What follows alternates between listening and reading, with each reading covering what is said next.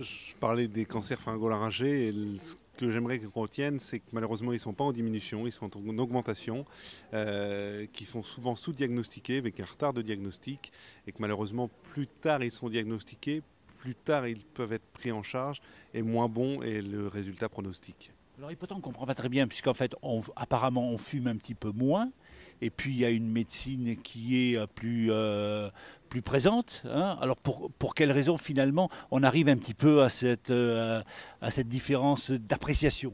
Alors en fait malheureusement on ne fume pas moins, c'est ce qu'on dit, mais la consommation tabagique est toujours présente, toujours de la même, et malheureusement ça touche de plus en plus de sujets de plus en plus jeunes. Les premiers fumeurs commencent à 12 ans maintenant, voire 11 ans, et les premiers cancers laryngés arrivent maintenant, on en voit à 25, 27, 30 ans. On a beau parler de la prévention, malheureusement le tabac est toujours très présent, c'est pour ça qu'il y en a toujours autant. Alors quels sont les conseils que vous avez envie de donner aux patients, mais également, bien évidemment, à vos confrères? À nos patients, c'est des conseils bien évidemment de bon sens, ne pas fumer le moins possible, ne pas trop boire également pour éviter ce type de cancer. Pour nos confrères, j'insiste vraiment sur le fait qu'un patient qui a une voix cassée depuis plusieurs mois, voire plusieurs semaines chez un tabagique, ça doit les alerter, il faut les envoyer, il faut qu'ils consultent. Un patient qui a un ganglion dans le cou non expliqué, c'est souvent un mauvais présage. Un patient qui a mal à l'oreille, qui a mal dans la gorge, également de manière chronique, notamment chez un fumeur, il faut vite qu'il consulte parce que malheureusement le retard diagnostique est peut-être fatal. Alors, est-ce qu'il y a de nouvelles techniques également, de nouveaux traitements? Oui, il y a des nouvelles techniques. Bien évidemment, sur le plan chirurgical, pour le moment, il n'y a pas beaucoup d'innovation, mais il y a beaucoup de techniques médicales, notamment ce qu'on appelle la préservation d'organes. On essaye de garder le plus possible les cordes vocales. Donc on fait beaucoup de chimiothérapie première, ce qu'on ne faisait pas dans le temps. Il y a l'immunothérapie qui sort, et l'hormonothérapie également, les vaccinations, notamment pour les virus du papilloma, qui devraient permettre de faire diminuer l'incidence.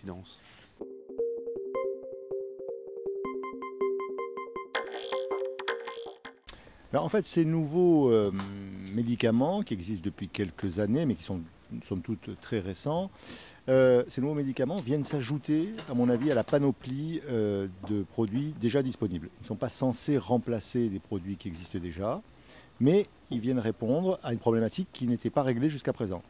Donc nous avons les médicaments qui permettent de contrôler les douleurs de fond, les médicaments qui permettent, je dirais, d'adapter une dose de fond, et les médicaments de cette spécificité que sont les accidents douloureux paroxystiques et qui répondent à une définition et essentiellement cinétique. C'est-à-dire que c'est la cinétique de l'accident douloureux paroxystique qui fait préférer ce type de produit du fait de leur mise en place, de leur arrivée très rapide et de leur durée, somme toute, rapide également. Ce sont des médicaments qui sont prescrits sur des ordonnances sécurisées, il y a cette contrainte.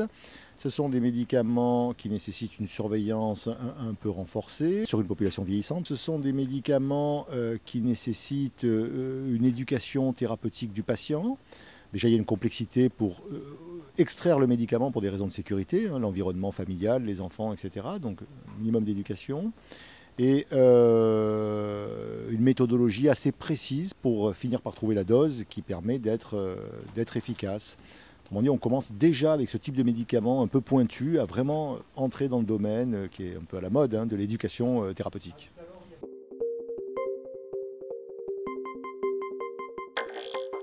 Vous nous annoncez là aujourd'hui que la gale n'a pas disparu.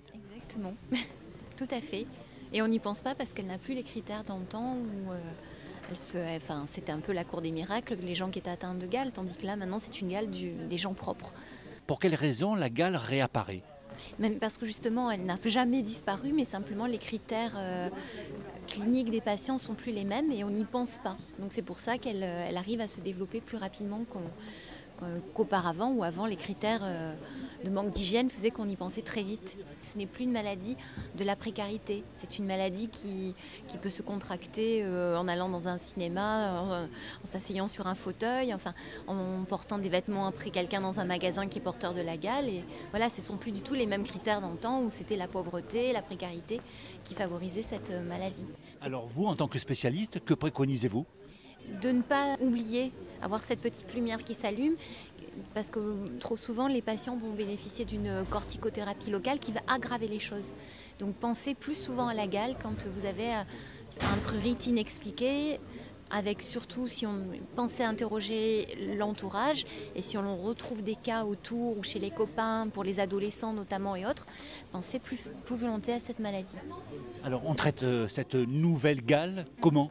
Comme l'ancienne gale, sauf qu'à l'heure actuelle, on a à notre disposition un traitement oral qui n'existait pas il y a quelques années.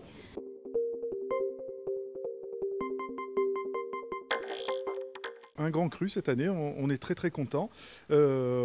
Chaque année, on a un petit doute. On se dit, est-ce que ça va être aussi bien que l'année dernière? Et effectivement, oui, cette année, ça s'est très très bien passé. On a bien rempli la salle. Les gens sont repartis contents. On a quelques retours satisfaction, autant des gens qui ont participé que des laboratoires qui nous ont suivis et qui étaient tous satisfaits de cette journée. Dans l'ensemble, je crois qu'on a eu des communications de qualité, que chacun a pu y trouver ce qu'il pouvait chercher dans une spécialité donnée. Le but, c'est ça, hein, c'est 10 minutes d'une spécialité, un thème directeur, pour repartir avec une idée forte. Mettre en avant une idée plus qu'une autre, c'est pas mon rôle, mais je crois que dans l'ensemble, on a eu un bon cru, on est content. Et donc ça a permis également à de très nombreux confrères de se rencontrer et d'échanger. Exactement, c'est le but de ces journées, c'est d'ouvrir la polyclinique aux praticiens de ville, que ce soit qu'ils soient médecins généralistes, spécialistes, pharmaciens, kinés, ostéopathes, infirmières, déjà de rencontrer des gens avec qui on converse le plus souvent, soit par mail, soit par lettre. Là, ça nous permet de les saluer, et puis de montrer l'étendue de ce que l'on sait faire à la polyclinique du Parc Rambaud.